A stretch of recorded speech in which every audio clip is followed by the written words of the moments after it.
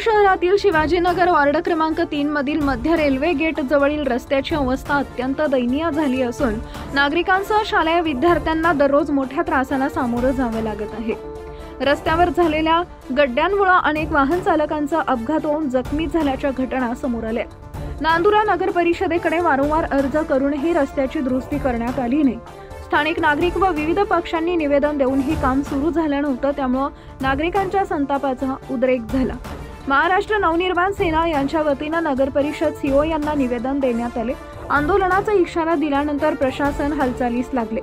त्यानंतर नगर परिषदेकडून तात्पुरत्या स्वरूपात मुरुम टाकून रस्त्याचं काम सुरू करण्यात आले आहे।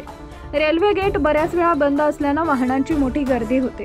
मोठ्या वाहनांना सहज मार्ग मिळतो, परंतु मोटरसायकल, कार व पायी जाणाऱ्या गाड्यांच्या घसरगुंडीमुळे मोठा त्रास सहन करावा लागत आहे।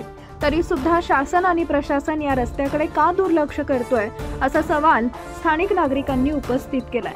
चॅनल सबस्क्राइब करा, बेल आयकॉनचे बटन दाबा, सोबत शेअर करायला विसरू नका।